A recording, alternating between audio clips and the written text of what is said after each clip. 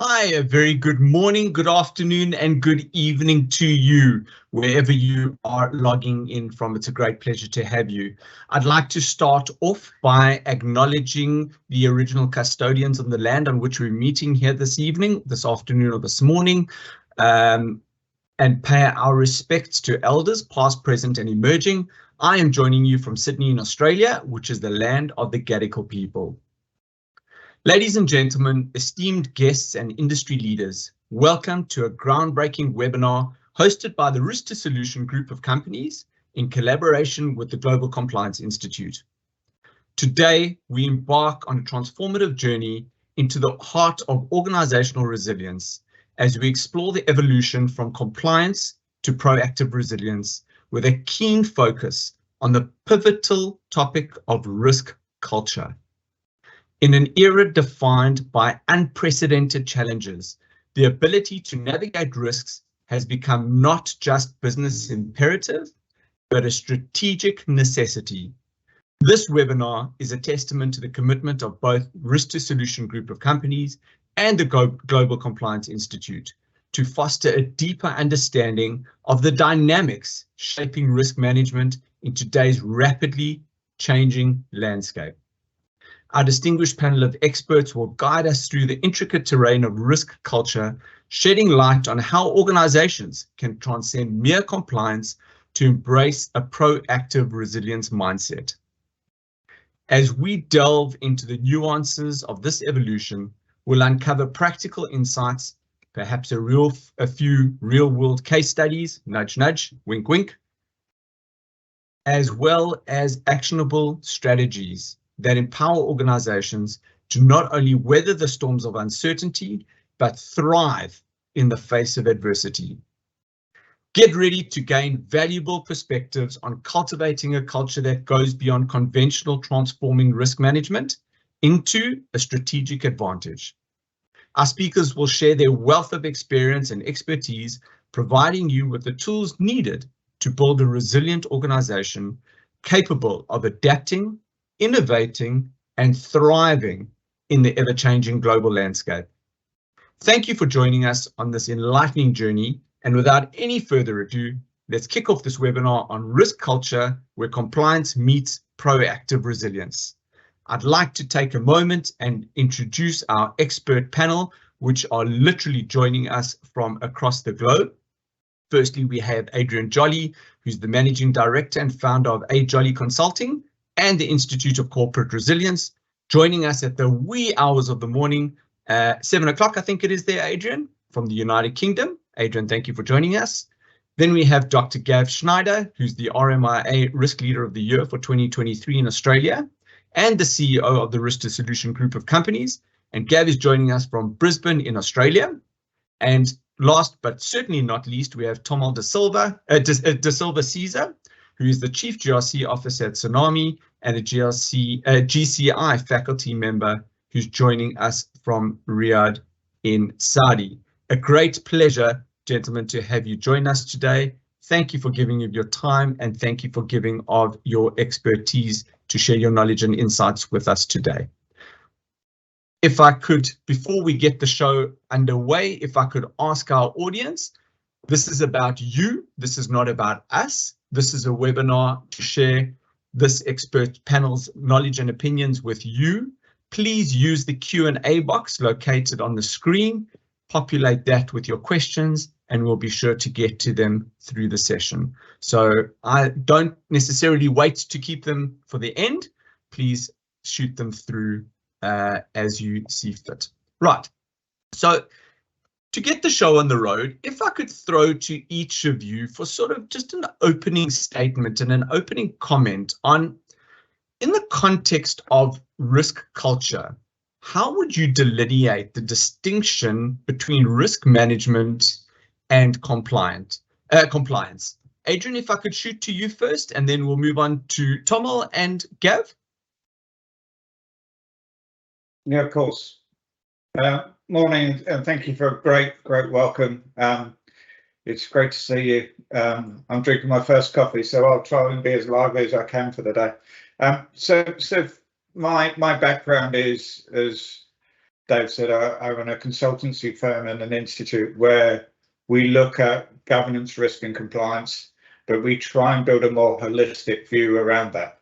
So for me, the question around what's the difference in an appetite context around risk management and compliance, it comes down to one word, and that's appetite. Compliance is always seen as being very rigid, and you have certain things, and certainly within the UK, we're looking at more principle-based regulation, which allows a little bit of appetite.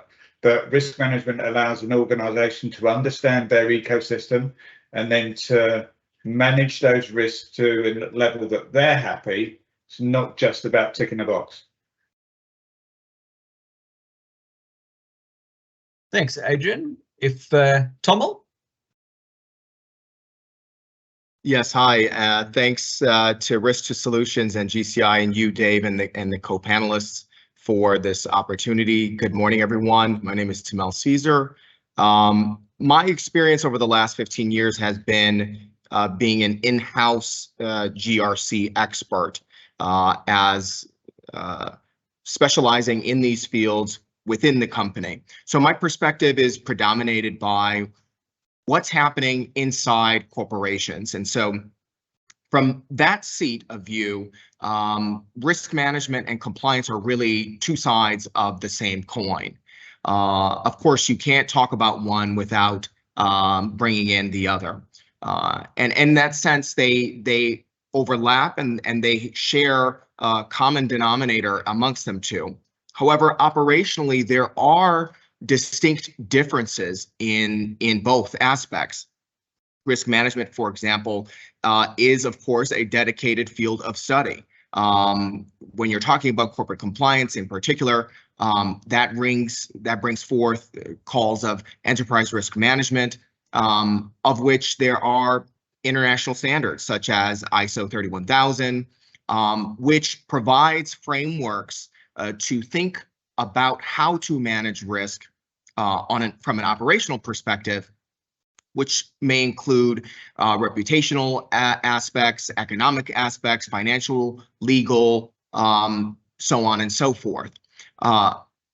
So that is risk management as a distinct functionality in and of itself. Compliance, when you're looking at compliance, it is a risk function, but it's also not exclusively a risk function. It's also an assurance function. And when we're talking about risk assurance or assurance in general, what we're talking about is providing assurance to a given set of stakeholders, be they shareholders, board executive management, the board of directors, employees, business partners, or even external stakeholders such as the community in which the companies operate in. And so in this sense, compliance has an added functionality of assuring these stakeholders a particular set of management when it comes to external and internal risks. So what that looks like externally is programming such as KYC, KYB, third-party due diligence, sanctions, dealing with regulators, managing laws, so on and so forth. Whereas internally, we're dealing with risks derived from employees, such as managing conflicts of interests, fraud, internal controls, strengthening governance, and so on and so forth. So again, while holistically the two share much in common, both are distinctive in their application and are required to comprehensively build out a risk culture in an organization. Thanks, Tamel. Gav, can I shoot over to you? Thanks. And building on Adrian and Tamel's excellent starting points, I think what's important for us to remember is that compliance and risk management, while they are interwoven and interlocking functions, are in essence different. And when we're talking about risk, we're talking about the ISO definition, the effect of uncertainty on objectives. When we're talking about compliance, we are talking about the things that the organization has to do there's not uncertainty, right? There's certainty. You have to do them, whether they're legally based or whether they're simply internal mandates that the board or the executive requires staff to do. There's that difference of we have to do that versus we have a choice, and that's where appetite and those sort of aspects come into play. So I think it's important for us to make sure, if we look at the history and the evolution of modern day risk management, it really was propagated a lot more by the insurance sector in the late 1950s. We've moved on, and we've moved quite far since then, which is wonderful. But we need to make sure we don't confuse compliance risk, which is the risk we face by not complying with legislation or things we have to do, with risk culture and risk management, which are the sum total of the way the organization tackles threats and tackles opportunities. So when we kind of look at a package that makes an organization robust and able to deal with all sorts of opportunities and threats that they may face, it's not really a discussion of, compliance and risk management or compliance versus risk management. It's a discussion of what are those cultural and attitudinal behavioral aspects that an organization wants to make sure happen as part of the way they do business. And really, it does come down to, what do your people do when no one's looking? How do people behave when they're facing ethical conundrums or dilemmas? And how do we build a culture that not only has a great compliance attitude, in other words, people willingly do what they have to do to enable the organization to comply, but equally that they take opportunities where applicable to help grow, expand, or improve the business, and manage threats before they happen, which is often not done because organizations fall into the trap of thinking compliance is all there is. So there's a lot more to talk about there, but that probably provides a bit of a segue and a starting point for us. Thanks, Gavin. All three of you, that was an outstanding foundation to set the tone of that do what we have to do piece. And Adrian, to your point, touching on that point of appetite, I think provides a good platform as to how far we take this. Now, let's take it to the next step. So now we've spoken about we've spoken about compliance, and we've spoken about risk management. Adrian, if I could shoot back over to you, how does the concept of resilience fit into that now? So interesting, and obviously resilience is a growing definition, and I think people are shaping it the way that they want to do it. For me, resilience is almost like super risk management. It allows you to define the risks that you're facing, and some of those are soft, some of those are physical. When people talk about risk management, for me, it's very much siloed at times. You want to talk about fraud, or you want to talk about the personal aspects, you want to talk about the regulatory aspects.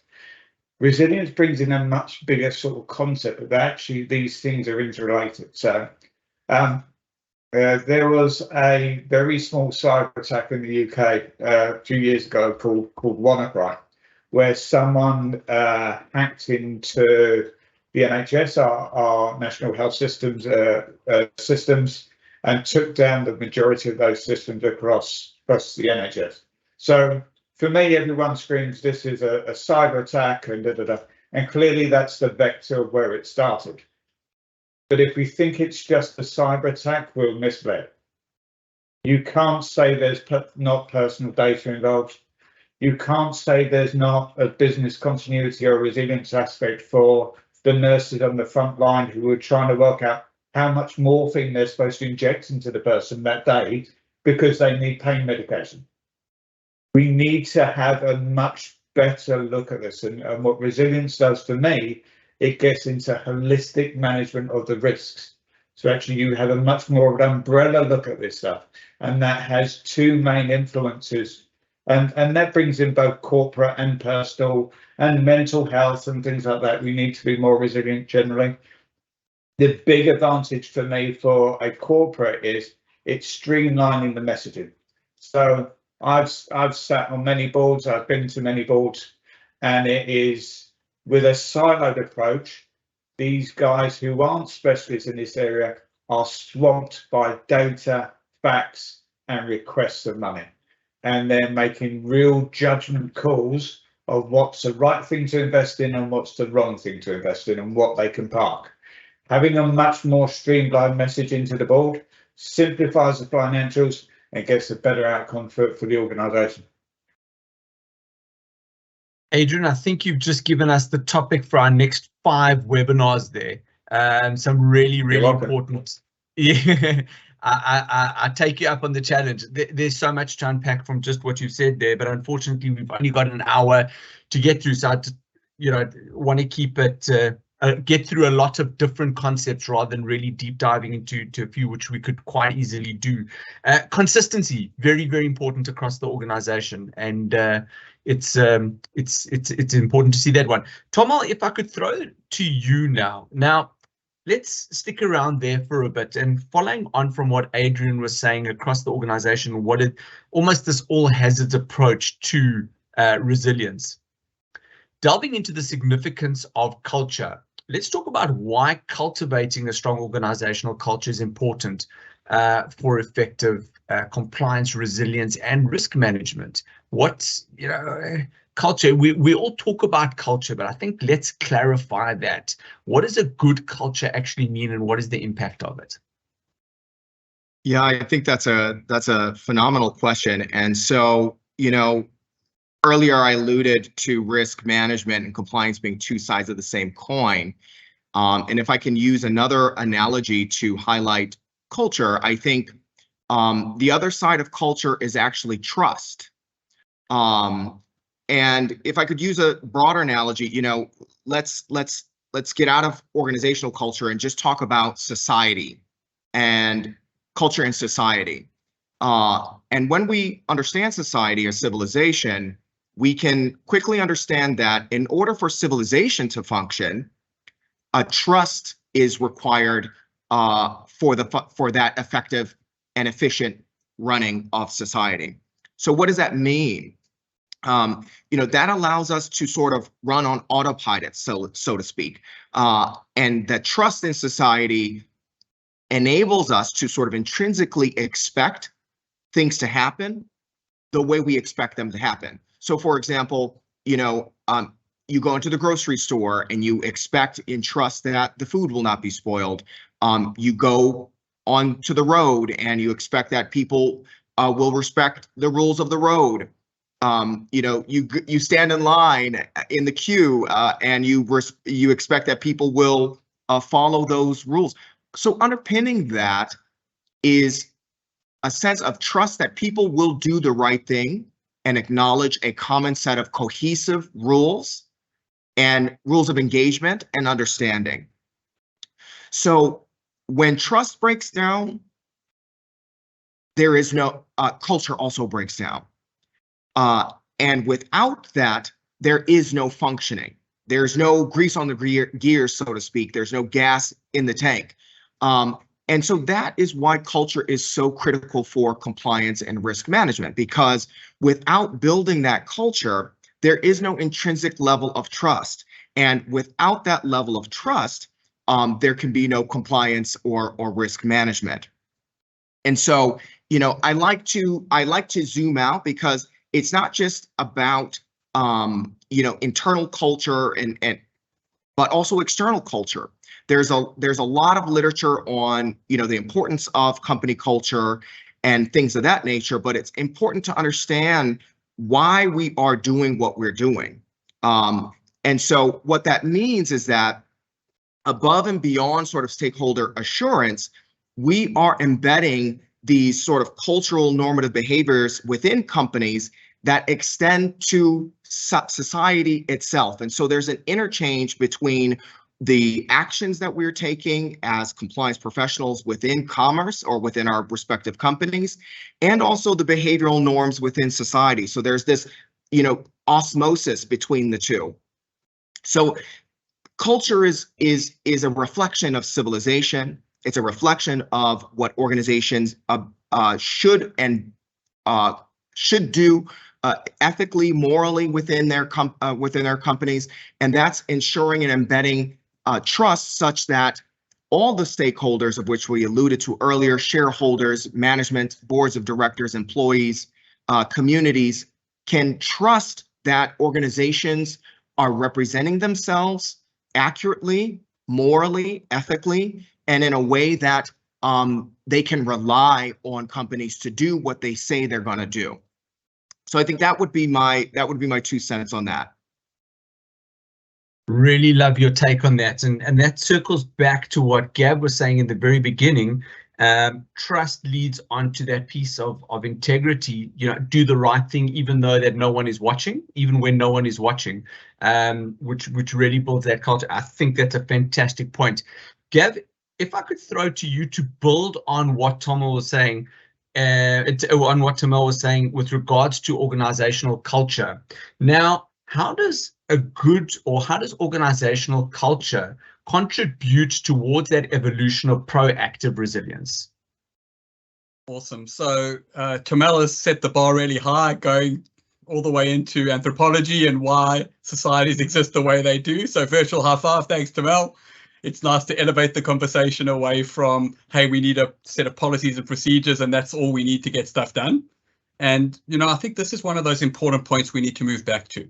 We sometimes look at governance, risk and compliance as new functions or new things that are new to modern business. But I would have absolutely agree with Tamil's assessment that, for any society or any group to function, it needs a set of rules, and then it needs to trust that those rules are both fair and effective for the objectives that group of people want to achieve. So there's a few lessons in that. Lesson number one, this stuff can't be static, because if your organization has to adapt to changes or opportunities, and we're relying on a fixed and rigid compliance framework that never changes, chances are that's going to be a barrier to entrepreneurship and innovation, and arguably even a barrier to adaptation. We've also seen that the vast majority of people are okay to do stuff if they understand why. And they also understand, we use the acronym WIFM, what's in it for me, what's in it for them, clearly enough. When you can get those pieces right, then we can start moving to that next phase. And I love that idea of trust, because ultimately, if we don't have trust, then we're treating everybody as though they're the enemy. And we're assuming everybody who works for us is looking for opportunities to defraud us, do the wrong thing, etc. Which no business can ever function or perform, no government department can ever function or perform effectively when the very people working in that department don't believe that they can trust the people above them or to the side of them. And it's a really important point for us to make sure we get right, that if you want to get high performance, we need to look at trust.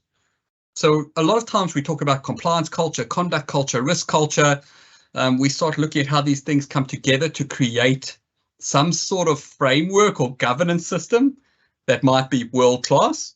I think it's important for us to not fall into the trap of going, just because big companies use it, it's good. Remember, a lot of big companies have been around for a long time, and many of the pieces, artifacts or methodologies they've developed were more because mistakes happened and they don't want them to happen again, not often because they are the right piece of governance or structure at the right time. Having said that, in any jurisdiction I've worked in about 17 so far. I think between Tamil and Adrian, they might be beating me there. But practically, there's not one jurisdiction that doesn't require you to follow some set of rules. Sometimes those rules are light, sometimes those rules are heavy. That is the ticket to the game. But if you think you're going to win the game just by understanding the rules, you're in for a lot of pain. So the next step is to move past compliance into this mindset that is the minimum standard, that is the requirement to be in business. And if you can't effectively manage compliance requirements, then the ability to take smart risks is probably wishful thinking. Having said that, I always like to cite this example. I was interviewed on a podcast not too long ago, and I was talking about this exact topic. And there was a colleague of mine from the banking sector who came in just before me, who made the very scary observation that to be a bank in Australia, you have roughly 7,200 plus compliance requirements just to operate. So, it is important for us to remember that while we want to move past compliance, we want to move to a trust-based, principles-based, integrated operating culture. There are many frameworks, structures, and compliance requirements that we have to work with. So it is often easier to get the shift away from this is stuff we have to do, and that's what good looks like, to this is the stuff we have to do to have the doors open, but how do we take advantage of opportunities and even turn threats to opportunities? That's a different discussion. So that's the risk discussion versus the compliance discussion, which I'm sure we can unpack a little bit more as we move forward through this topic, Dave. Absolutely. Thanks, Gavin. That's really given me a good segue onto how do we create this? So, Adrian, I'm going to start off with you because all three of you are global icons and global leaders in your field. So all three of you are equally qualified to answer this question. So how do we take leadership's, what is leadership's impact and what specific role do leaders play in cultivating this culture within organizations that, to Gav's point that he was chatting about, move through the fields of do what you have to do because that's your ticket to the game, and if you don't, you're going to get into trouble, to what Tamel was chatting about, resilience, and then moving through to that state of proactive resilience. How do leaders impact that? Can leaders impact in it? What is the role of the leader impact in that? Adrian, if I could throw it to you first. Awesome. Thanks for such a nice, easy, simple question. So I guess for me, it comes from leading from the top, and what's the example that they want to set? What is the culture that they want to set as an organisation? Now, are they someone who wants to get as much money as they can and then run out the door? Or are they going to practice what they actually preach? So the environment that we all work in is slightly contrary to what Gav said, but you can have a lot of trust within your own internal organisation. But from an external organisation, one of the biggest risks to anyone is the outside vector. And that could be your third parties, and it goes into what Tamel was saying around due diligence and things like that. But they're very external gazing. When you set a culture, you need to look at yourselves and what the way that you manage it and what's the principles that you run as an organisation. So are you someone who wants to, if I do this amount of the regulation, I'll be okay because I'll never be caught? Are you someone who wants to go down it line by line? Or are you going to have a sensible, proportionate discussion and get to a happy medium in the middle? True compliance is a nonsense. No one can be truly compliant because most of this is now principle based. So it goes down into your culture of an organisation of what do you want to do as an organisation? What is the expectations of your key stakeholders and what they want you to do and to meet, and what's that bar? And then how do you take that into the organisation by meetings, being open, having clear and concise discussion? So it's never a no, it's a no at this time because we're doing this. And if you breed that transparency, then to go back to Mel's point, you breed a culture of trust because you understand why people are behaving in certain ways. It's not just about, I don't want to do this at the moment because I want to save some money. Tamel, I'm going to raise the ante slightly. Of course I would. Why wouldn't I?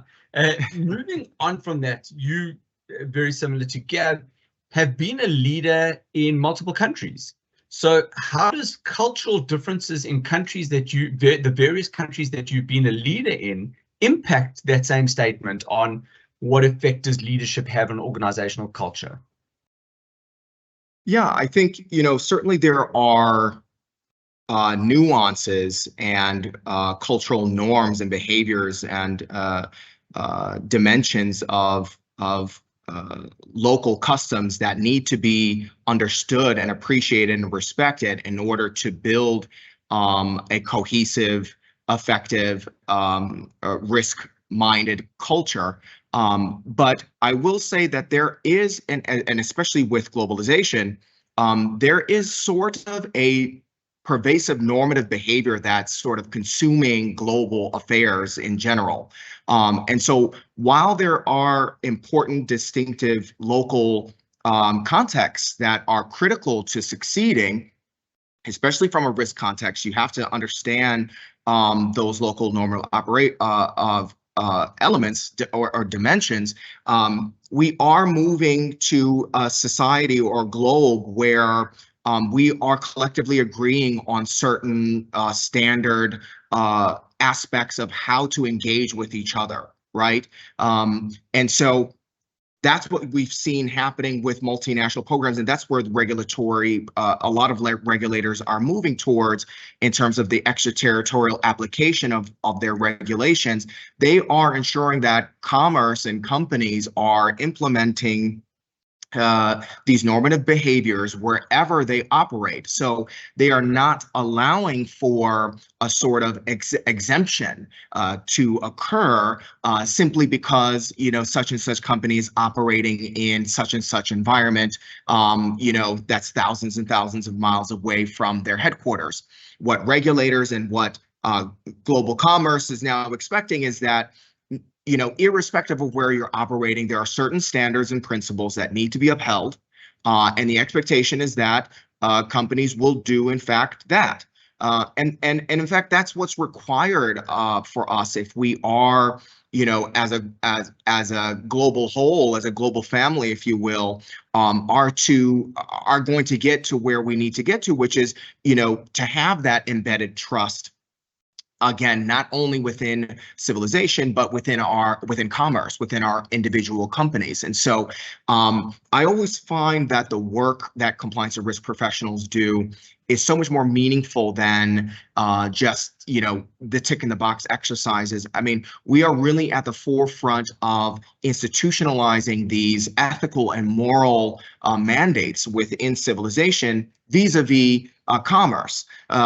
So again, I think appreciating local norms is paramount. Understanding the context you're working in is absolutely essential to success, but there are normative behaviors that need to be recognized and should be recognized for any effective compliance risk program that should be instituted holistically across the global, you know, the global footprint of wherever you may find yourself in.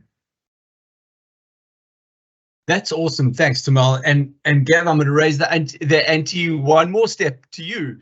Having operated in some very colorful places and had a very colorful career, operating in more than 17 countries around the world.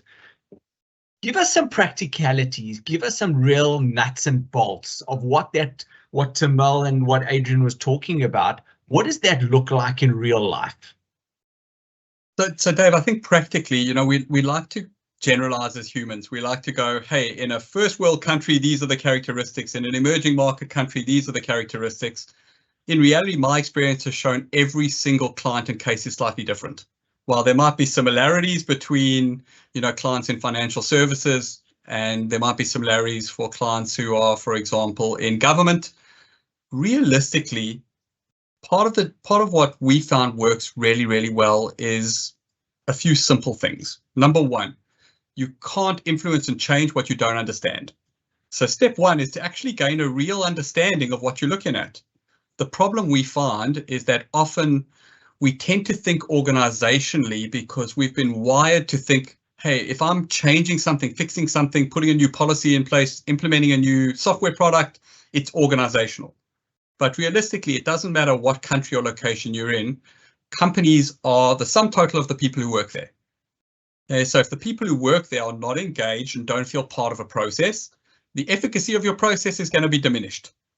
So if we just look at the changes over the last decade or two, in almost every country I've worked in, there's a universal piece where people want to have their say and want to be included. Now, it doesn't mean necessarily that everyone is a boss and a project manager and a change champion. But realistically, if you can't connect with the individual and get the individual to go, I get it, that's my responsibility. And because I'm employed by this organization, I will do that for the organization and for me. And hopefully that makes society better too, if these sort of structures are ethical in the way they're underpinned. But pragmatically, an individualized process where we get a good baseline of what is working and what isn't. And from there, engage individuals, motivate the individuals, and create something that's strong enough to have an enduring trust factor to it. And this part's really important because I've seen this done badly hundreds of times, where external consultants will come in, do some sort of change process, which might map to some sort of global best practice standard, but there's no stickiness, there's no follow through, and there's really very little what's in it for me, for the individuals. So everybody goes project successful, and within 3 months, the organization's back to doing exactly what they did before, and the individuals are kind of going, well, that was a nice project, but it didn't work. So we're back to what we did before. So a few things I think are really important to summarize that, Dave.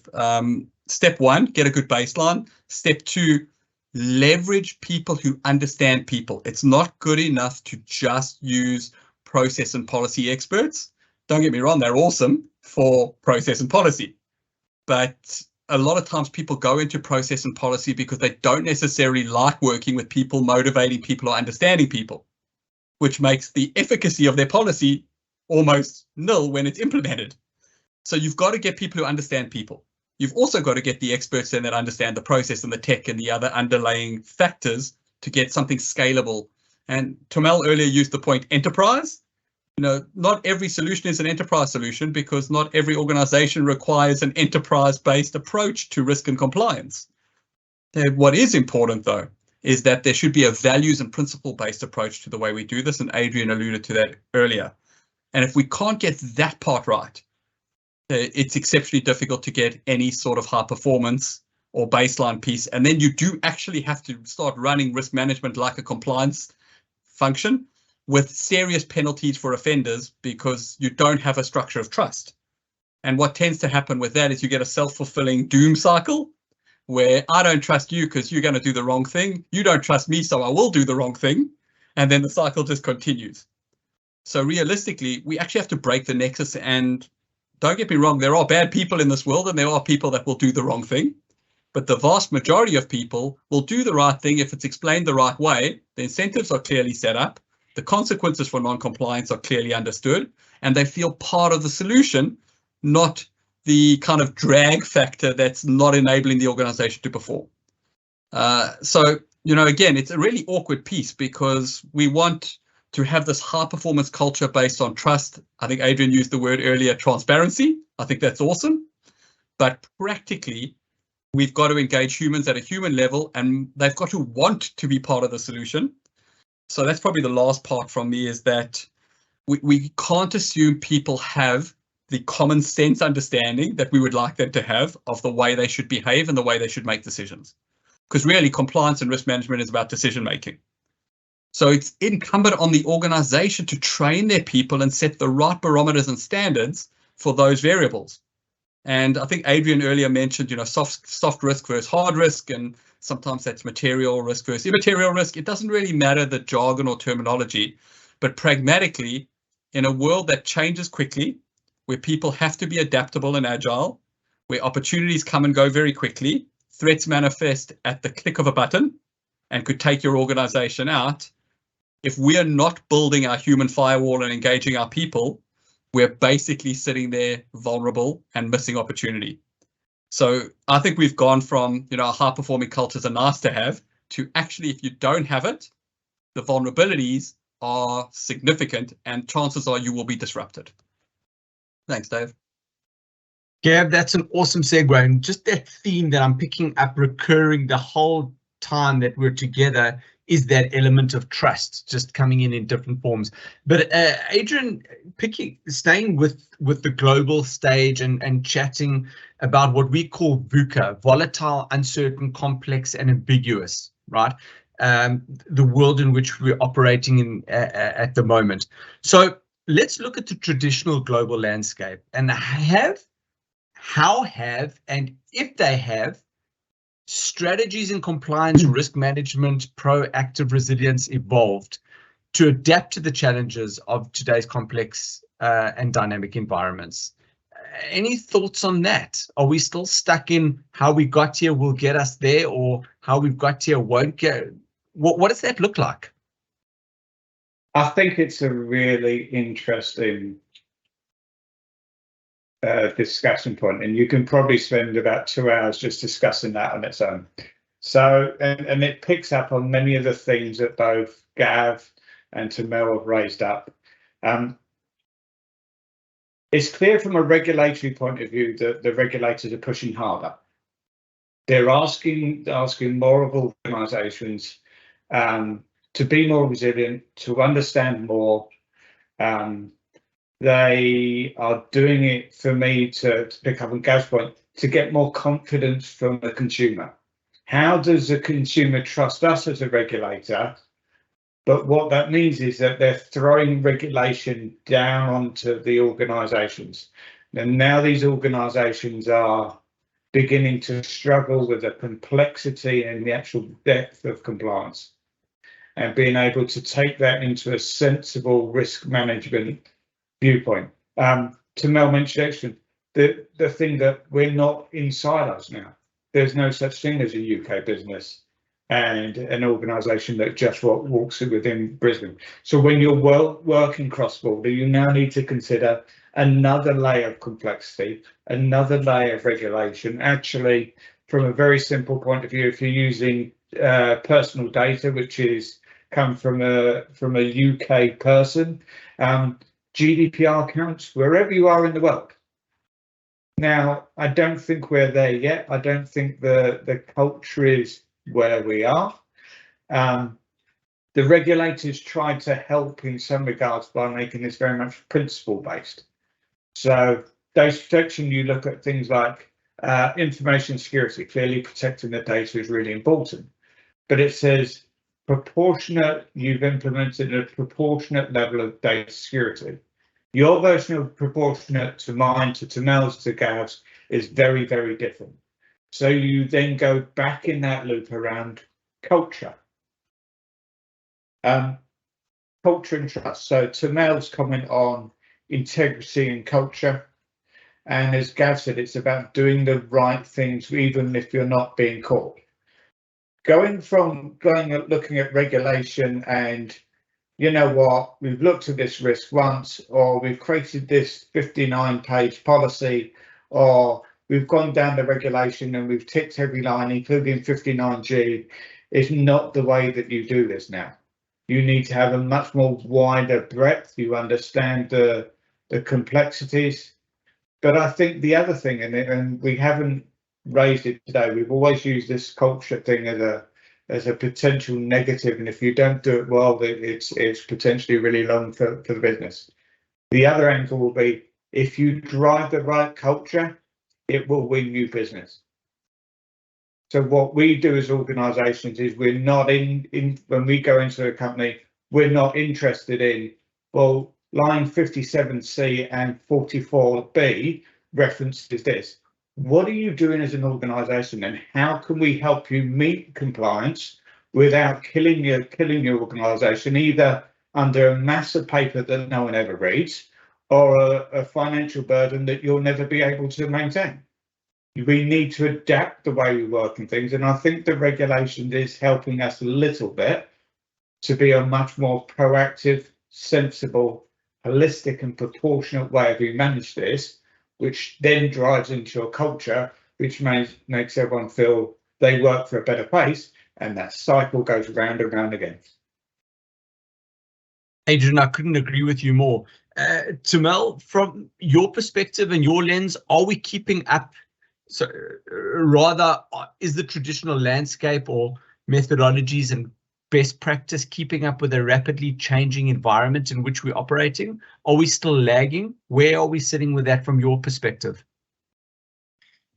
Yeah, I think that's a really important question that Gav spoke about earlier, in terms of not having a static view of your risk and compliance program.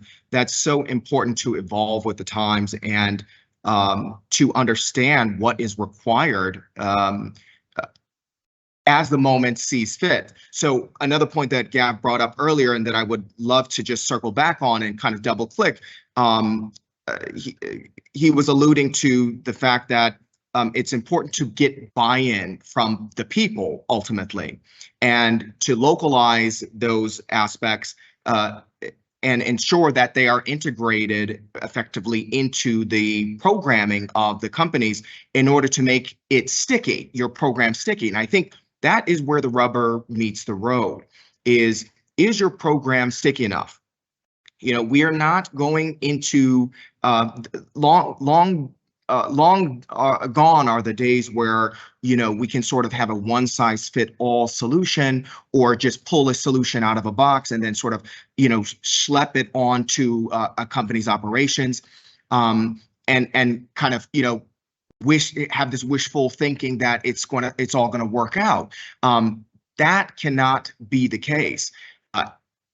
Risk management compliance is about engaging people. And I think Gab mentioned that as well, which I thought was just fantastic. It is ultimately a people business. If you don't understand what are the cares and concerns of the people on the ground, right? Not just board management, not just senior management, who are often far removed from these realities. Are you solving for the issues from the people on the ground? I think that is imperative. So the tools and solutions, therefore, must be tailored, right, and must be designed in the context of that specific reality. You cannot just simply, you know, assign broad-based policies across multiple jurisdictions or across you know, several operations. So I just wanted to double click on that point because I thought that was so well articulated, and I think that is the absolute key. And what I heard from you is that that's the way that you pursue really approaching risk and compliance, and that is what is so lacking in the approach that I've seen in so many cases. And we've also, you know, personally, just in my operation, in my role as a compliance officer, I cannot tell you how many times I've had consultants come on board and try to implement those things, right? And everybody wants to you know, wave their hands in the air and celebrate, rah, rah, rah, hooray, we've gotten XYZ done. But is that solution sticky? Has it been done in consideration of local context? So I can't underscore that enough. That is essential. While global norms are imperative and should be respected, it has to be done in concert with local buy-in and local context. Awesome. There's one other point that I want to get to, but before I get there, Gab, if I could just ask you, as the founder and creator of the Presilience concept, which is essentially proactive resilience, opportunity seeking, how does this change and this shift in thinking differ, or does it differ when we want to enter that stage or that realm of proactive prevention and opportunity seeking? So Dave, noting we only have about 10 minutes left of the webinar, you've stung me with a question that takes 3 hours to answer. Thank you. I'll do it in 2 minutes, or do the best I can to do it in 2 minutes. So practically put, what we found, and this was really based for those listeners who don't kind of know how we've been evolving or where this has come from, that we've run a postgraduate level program in the psychology of risk for the last 7 or 8 years, which underpinned a lot of what we have developed in the resilience space. So what we found inevitably was you cannot separate the importance of these functions. So compliance is important. If you don't get compliance right, people might land up in jail, or your business might land up with so many fines that it can't operate. So, you know, saying that compliance is out of date is not an accurate figure or representation of the world we live in, but rather the way we tackle compliance needs to change. Same with resilience. And this is where that concept of presilience was really born. Even if we just take the wording, reactive resilience, respond resilience, it's very difficult to format something that was designed to be responsive into something that's proactive. So part of the challenge we've got is there's one school of thought that says everything is resilience, so everything should fall under that. I'm okay with that if that's how it works for your organization and that's what makes sense to you, and you can apply a solution that way, that's great. What we found is it doesn't generally work that way, and humans are used to doing things in quite a structured and boxed methodology. So if we try and go compliance and resilience is everything, or everything is resilience, it's hard for people to know exactly what steps they need to do. So the way I like to look at it is compliance is the stuff we have to do. Resilience is what we need when risks get realized. And there are always going to be gaps in any compliance regime, even if you follow it perfectly, because compliance itself is backwards looking. If we have to comply with something and there's a policy, a law, or a regulation in place, it's because something has gone so wrong historically, it's now legislated. Okay, so it's always going to be backwards looking. Resilience is a reaction to something that has gone wrong and the ability for the organization or the individual to continue functioning despite a disruption. So it's important because no matter how good we are at everything, things will go wrong, and our ability to overcome and move forward is important. The challenge we've got, though, is if we're only looking at doing the stuff we have to do, or we're only looking at making it through something that we didn't plan for, so that's compliance and resilience, where's the proactive prevention? Where's the piece that means if this was a really bad thing, we can stop it ahead of time? And that's the close link between resilience and compliance. There's a strong link there. But equally so, where's the bounce back better or the bounce forward mentality, which is the resilience piece? So if you think about resilience is really about adaptation. How does an individual or a system adapt post some sort of disruption or exposure to trauma? When you start looking at resilience, it's can we stop the bad thing happening in the first place, or where's the opportunity? And in order to do that, there's a shift from adaptation or evolution to innovation. And you can't do that without trust. You can't do that without an environment of safety. So there's a lot of work to be done in all three of those domains. But long story, short story, whether you group it all under compliance, all under resilience, all under resilience, doesn't matter as long as it works. And what is important is that not one size fits all is the approach. So as a case example, we once ran a whole culture change project, and the client himself, which was quite a large city council, hated the concept of risk management. He actually believed fundamentally that all his managers do risk management as part of what they do, and it shouldn't be a separate piece and shouldn't be specifically mentioned in the local government legislation, which it was. What he didn't dispute was that risk management is about good decision making. So we rolled out an entire cultural change project on the idea of enhanced decision making. And literally, you could have crossed out enhanced decision making and wrote in the words risk management and compliance culture instead, but it was the same thing, and it's the way we got a result. So the results are definitely more important than the semantics. Thanks, Dave. Well done there, Gav. Now I'm going to go one step further and do the unthinkable and ask a subject matter expert to give an opinion in 90 seconds. So this is going to be the true test for you all. Adrian, I'm going to start with you, bearing in mind we've only got 4 minutes left. Let's just talk globally, future. Let's look to the forward. Gav's sets a platform there on how to look forward thinking.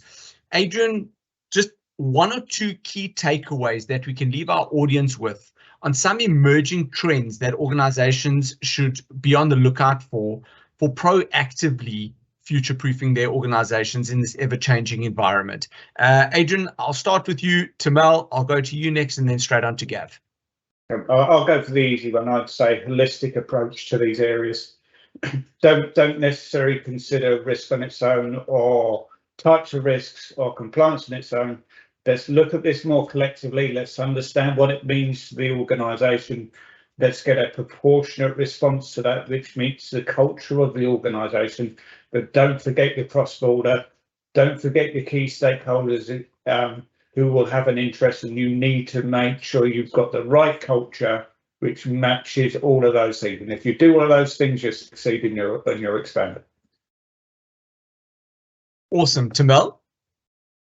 Okay, what I would say is data analytics and data analysis in real time.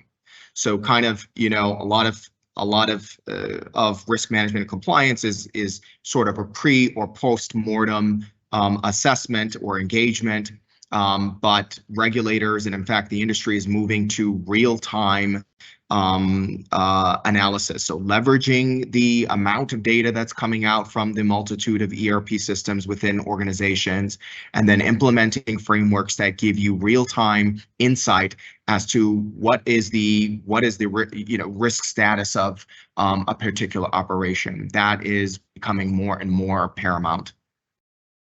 Gav, the pressure's on you. The other two have done really, really well. So I think a few things just to close off. What they said, because I totally agree, but equally so, I think there's a few things for us to remember. One, no one expert, no one person in your business or no one consultancy is likely going to have every answer to your problems. Don't sit there and kind of go, hey, if I can't do this internally, it can't be done. Or if X consultancy can't help me, it can't be done. There are lots of different ways to do things.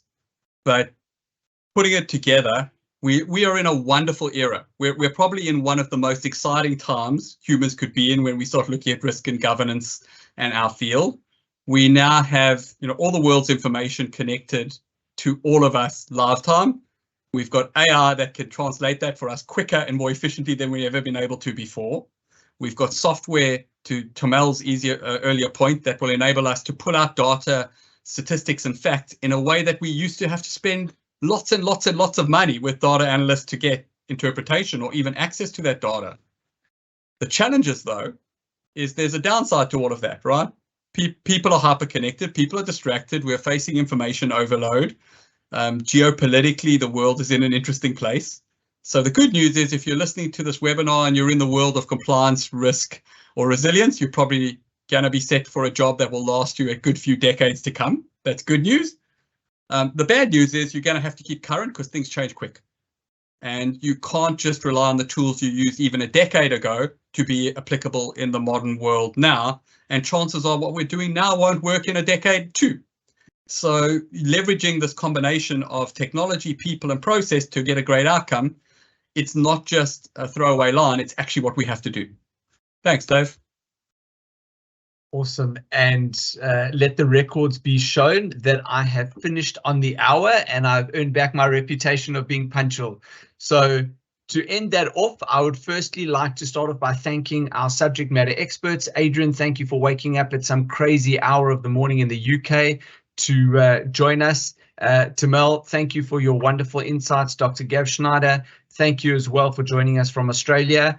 And definitely not forgetting to thank our production crew, Amanda Wilson in the background, who's put all of this together, who's kept us online, who's kept us broadcasting. There will be a recording of this, which will be shared through the relevant social media platforms.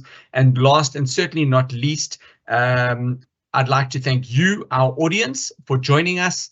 I hope you got some key takeaways. Please feel free to reach out to the Global Compliance Institute or Risk to Solution. The website address, the email address is on the invitation. If you'd like to make contact with any of the subject matter experts, we'll be happy to pass their details on to you. And to the Global Compliance Institute.